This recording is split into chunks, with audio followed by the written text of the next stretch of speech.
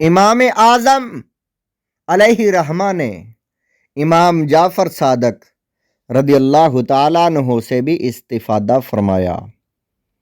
امام اعظم علیہ رحمہ نے خانوادہ اہل بیت کے چشم و چراغ حضرت سیدنا امام جعفر صادق رضی اللہ تعالیٰ عنہ سے بھی علم دین حاصل کیا۔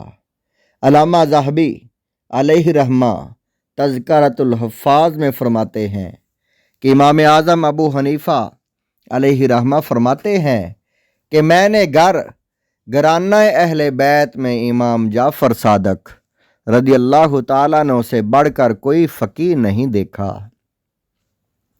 امام جعفر صادق رضی اللہ تعالیٰ عنہ کی امام اعظم علیہ رحمہ سے محبت۔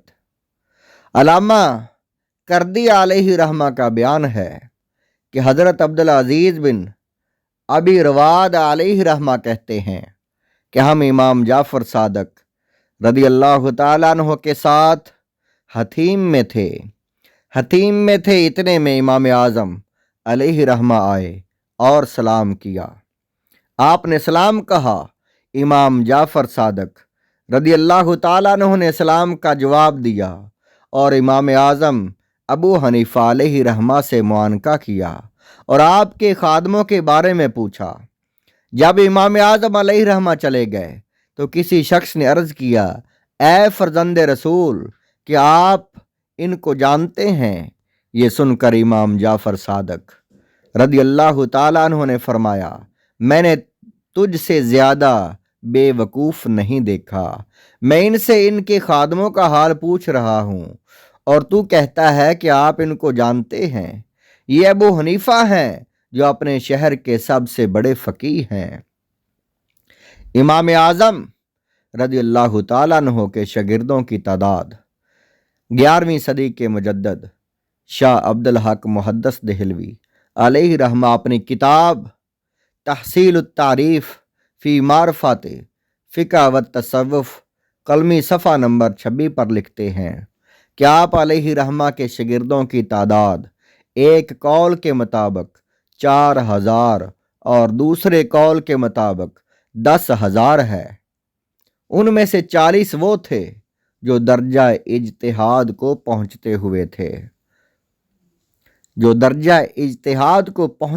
تھے۔ آپ علیہ رحمہ کے مشہور شاگرد یہ ہیں: حضرت امام محمد، حضرت امام ابو یوسف، حضرت عبداللہ بن مبارک، حضرت داؤد طائی اور حضرت عبادہ بن عوام، حضرت وقی رحمہم اللہ تعالی عنہم، یہ آپ کے شاگرد ہیں۔ فراغت کے بعد گوشہ نشینی تذکرۃ الاولیاء صفحہ نمبر 186 پر ہے۔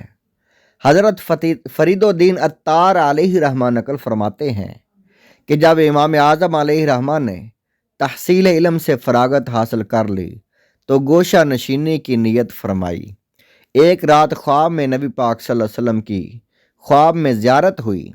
نبی پاک صلی اللہ علیہ وسلم نے ارشاد فرمایا، آپ نے ارشاد فرمایا، اے ابو حنیفہ، اللہ تعالیٰ نے آپ کو میری سنت زندہ کرنے کے لیے پیدا فرمایا ہے، آپ گوشہ نشینی کا ہرگز ارادہ نہ کریں۔